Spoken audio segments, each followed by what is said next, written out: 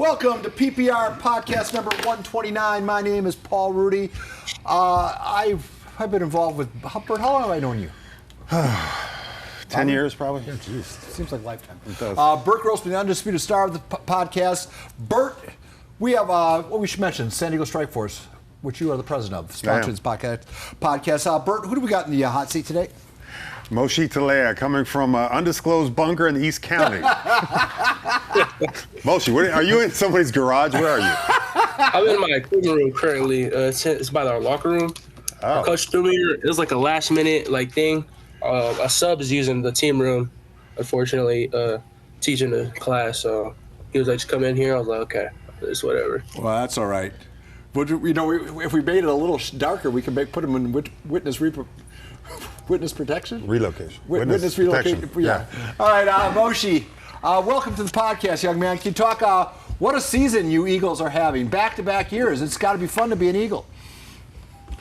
It's great. It's a great feeling. I'm proud of my brothers, how far we came from my sophomore year. That's actually where I'm really proud of our growth since my sophomore year. Last year was my first year ever playing D-line, actually, and it's just amazing how I seen our teammates come from teammates to now we call ourselves brothers on the field, and I'm so glad. I'm so happy. I'm so proud of them. It's like an indescribable feeling. Wait, last year was your first year D-line? What'd you play before? O-line, obviously. But yeah, I played right guard. It was a wide out. You weren't a slot receiver? Yeah, I wish. He told coach to stop playing with me and put me in there, but they said you slow. Hey, Moshi, I went out to your the game against Madison, and you guys, I mean, is it Vince San Filippo is your DC, right? Yes, sir. He might be the most underrated, under talked about. I mean, if you watch them play, I mean, they're always in a perfect. I mean, you go to a lot of games and you see kids aren't having fun because they're not put in a position to succeed.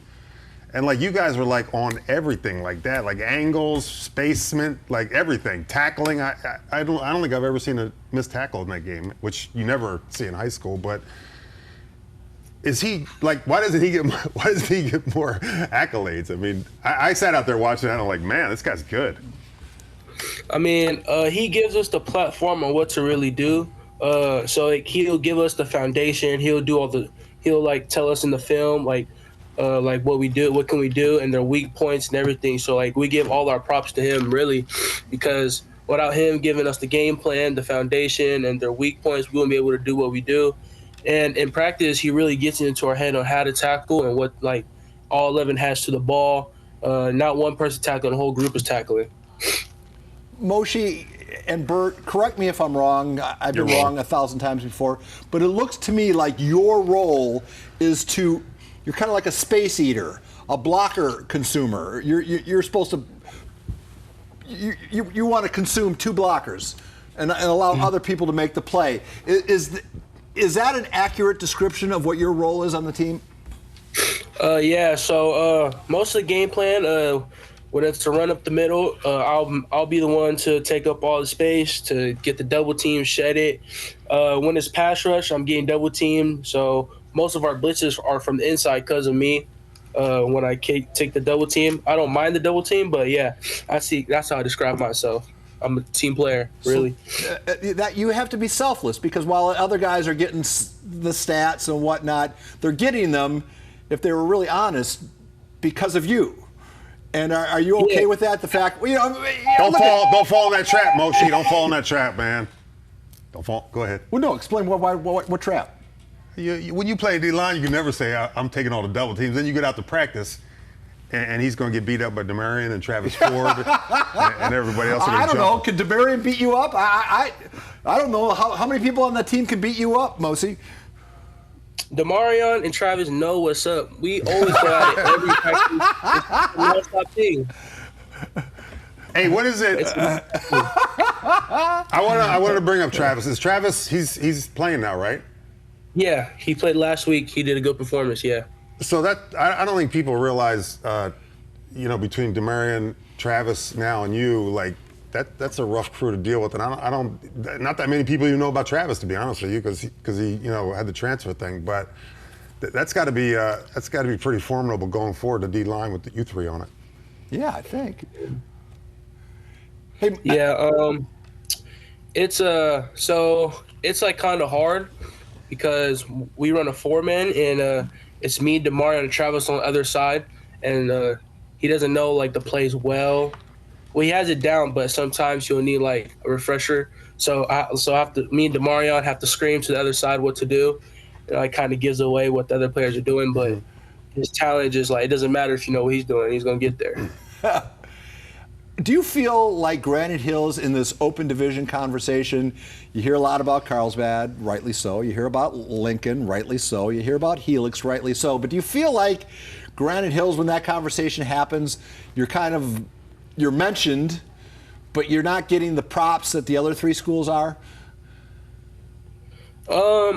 So how I see is like Carlsbad and Lincoln deserve where they're at right now. Like I get why they just talk about us in the open division because we haven't performed the open division yet before. They have, so obviously they're going to get to talk. So really, I'm glad that people see us though because we're not to be messed around with. We're going to come in there and show why we are in the open division. But I see most definitely why Carlsbad and Lincoln are like the big talk right now, and I'm glad they are because I want to play them. And I think a lot of people, I mean, they're legacy schools, Helix too. I don't think, until Kellen Cobb's got there, I mean, you guys were just considered, an East County school, but I mean, he's kind of taken it to a new level, and people aren't used to talking about that yet. Fair enough. Fair enough. Hey, you realize that when the T-shirts get made, I get a percentage of the Moshi Pit merchandise. Because I coined that phrase, and if I don't get at least 10% off the top, then you're going to hear from my lawyer. Man, you should get a free shirt. Free shirt? It was my idea. I thought bobblehead idea for mine was better, personally. Has that caught on yet around school? I mean, not really, no. Not a lot of people know. Maybe you gotta put it out there more. I thought that was going to be. I was expecting a T-shirt the next week at Granite Hills. The Moshi Pit. Why don't you make him He's up? in the Moshi because he plays in. You get it? Mosh Pit, Moshi Pit. Yeah, we get it. We get it. Unfortunately, we get it. So Moshi, tell me this one again because this is another one. I mean, you guys have such a unique thing over there. Like I said, with your coordinator. I mean, how good everything is. You have a freshman quarterback starting, and then you got older leader guys like you guys out there. Is he? I can't even imagine a freshman starting a quarterback when I was in high school, and let alone be as good as he is. Yeah. Is he afraid to be a leader because he's so young and he leaves it to the older guys, or how's that work with him? So the way how we run our team is your class doesn't matter. If you see someone not being there or not doing something, you hold them accountable. And Zach has done exactly that for everyone. Even though he's a freshman, he has really stepped up. Our O-line be on him, the D-line be on him, defense, everyone be on him, but for the most part, that kid is like doing a really great job of holding his own and holding others accountable. I'm proud of him. You ever want to you ever think of doing the braids like he does or no? He told me, he asked me, I was like, that's a lot. I think you'd look good in the braids though. Don't you think Moshi got to braid it up? Maybe one day I can get braids, like we could be twins, me and Zach. Moshi, is the phone ringing for you as far as the next level? Not really, no. Would you want to play at the next level, or are you content with calling it a career at the end of high school?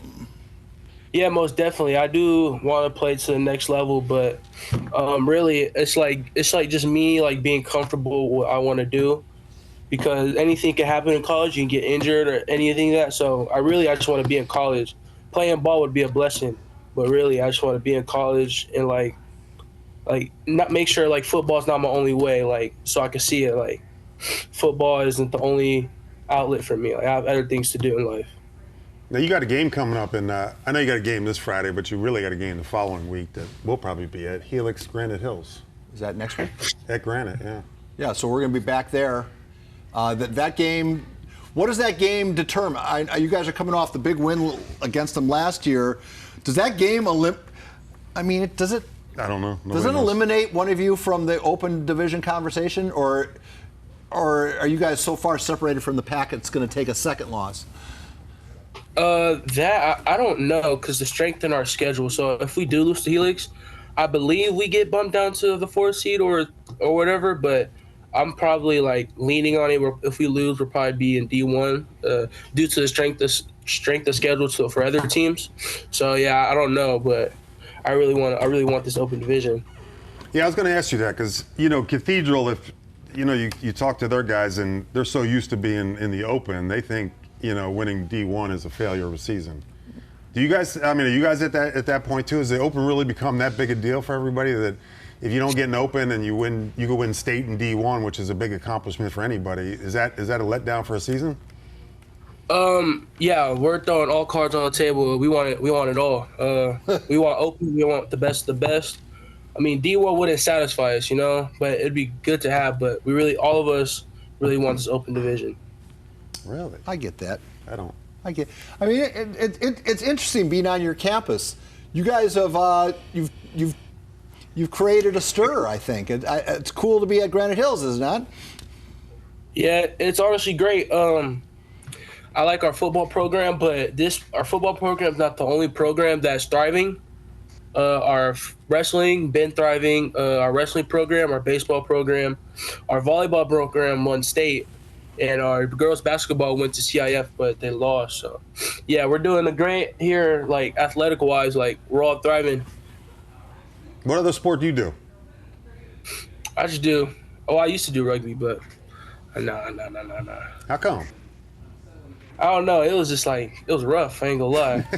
it just got in the way of my real life schedule, and because the club I went to was so far away.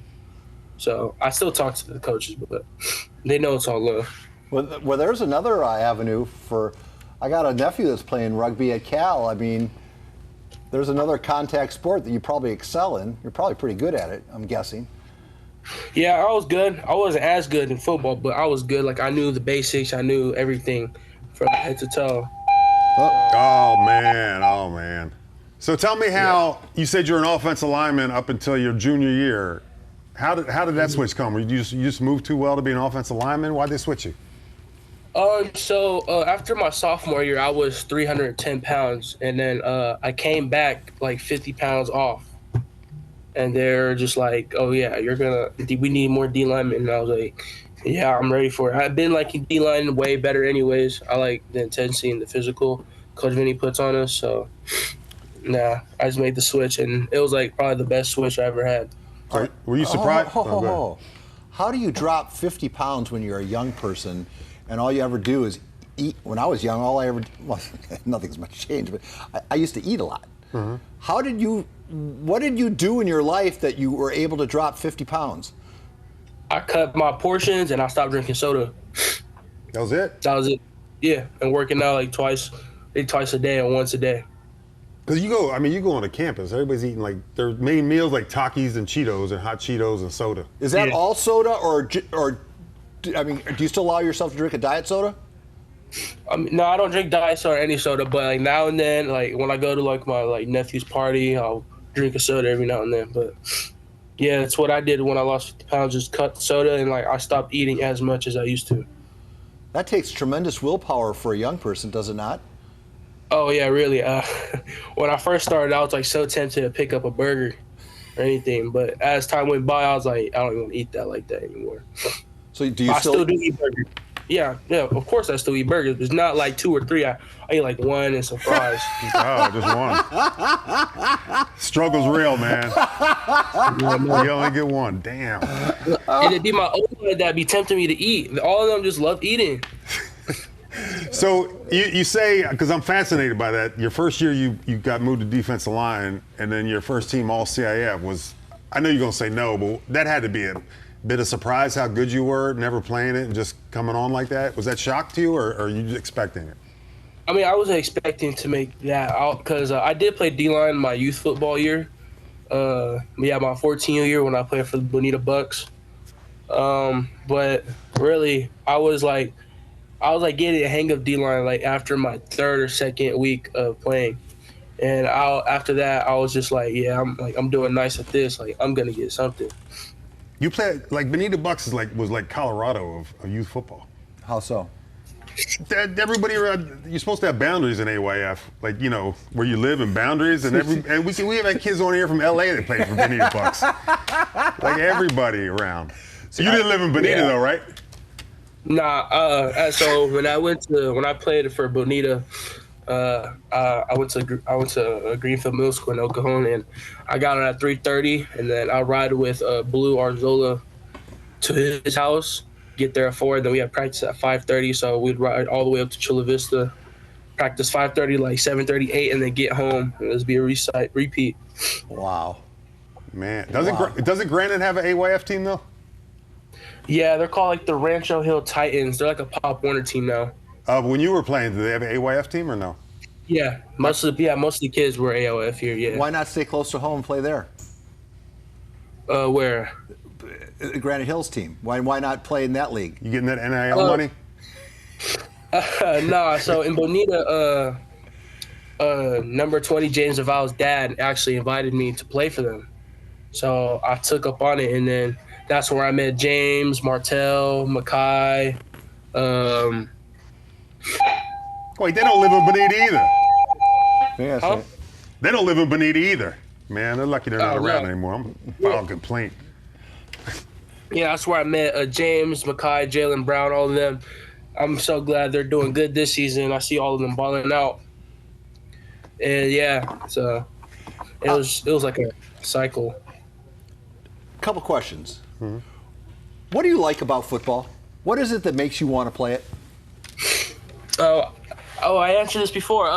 You can hurt someone without getting in trouble for it. I mean, it's like nothing better than that, really. Like, I don't like promote violence, but like, if you need to get your anger out, football's the way.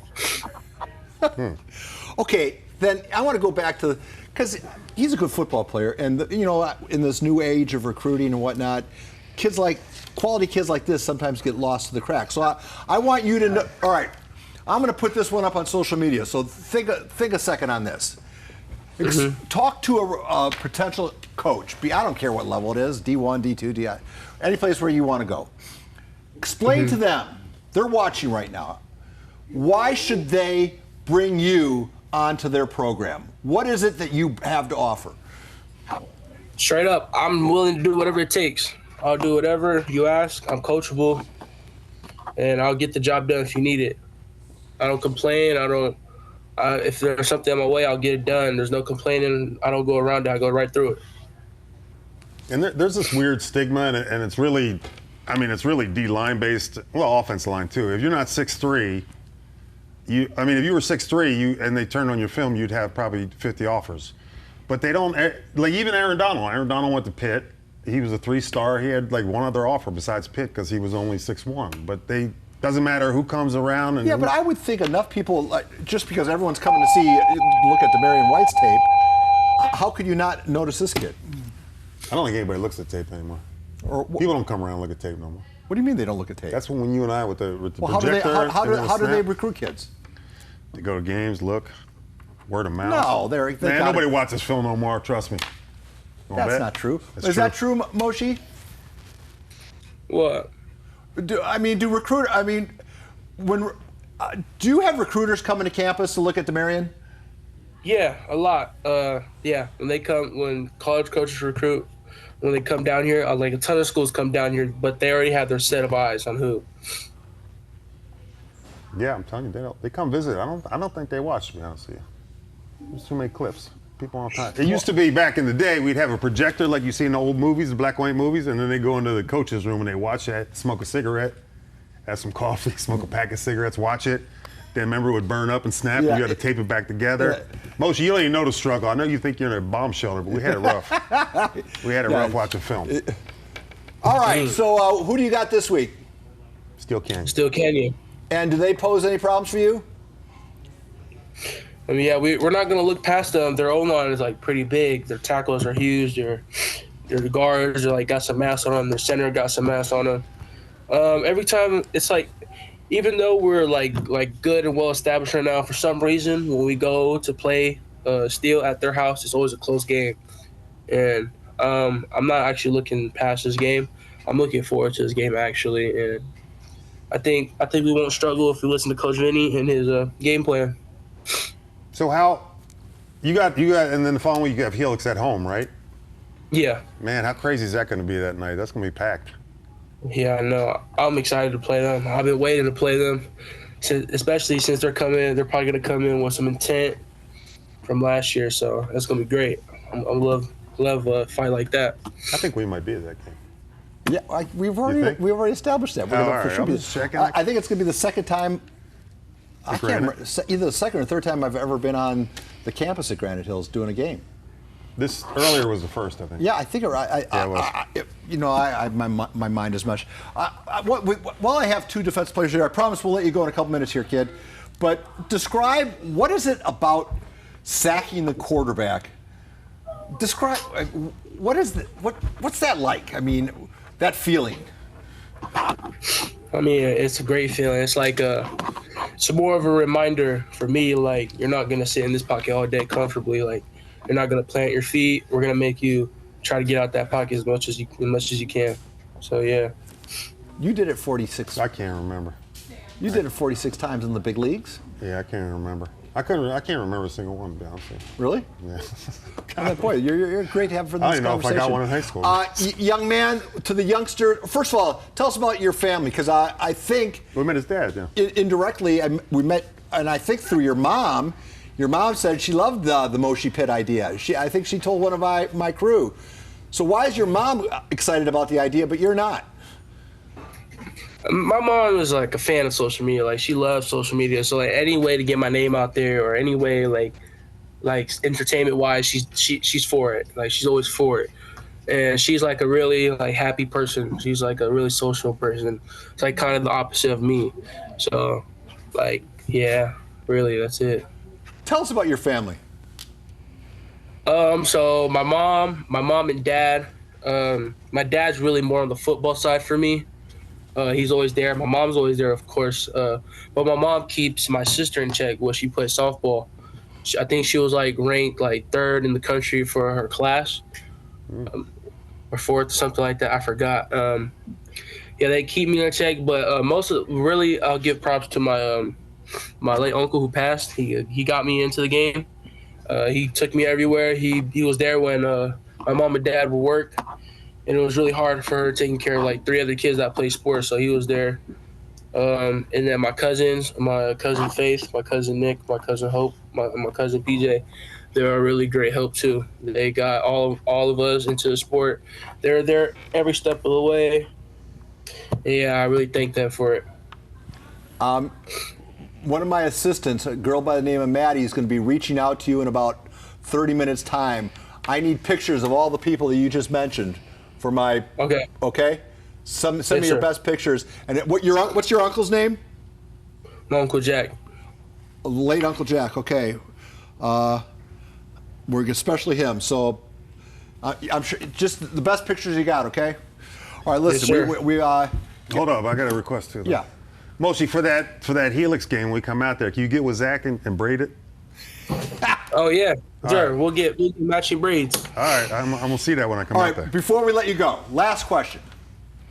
To the youngsters of Granite Hills, to the youngsters of the Bonita Bucks, to the youngsters who might find themselves watching this podcast, speak to them directly.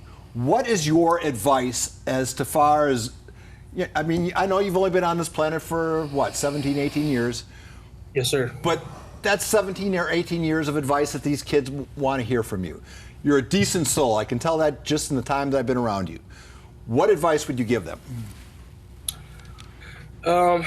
Get after it. Don't let anyone tell you can't do it, because that's just gonna make you not want to do it. Get after it, and especially be respectful to elders. Be respectful to your parents. Be respectful to everyone. You don't know what they're going through. Play with some violence. Play with some integrity. Oh my gosh. Just play hard and play physical. That's all I can tell them. And trust the process. Believe in your craft. Well, I think the buzzer there means the interview's over. Yo, real quick, do you consider us elders? I mean, no. I consider y'all Middle. No. I appreciate middle. that. Thank you. All right. Well, him anyway. That's cool. Moshi, that's the nicest thing anyone said to me. In this podcast ever. No, well, maybe. Everyone treats me like grandpa. Young man, I know you probably didn't want to do this. We appreciate your time. All right, thanks for doing this, and turn off the lights on the bomb shelter.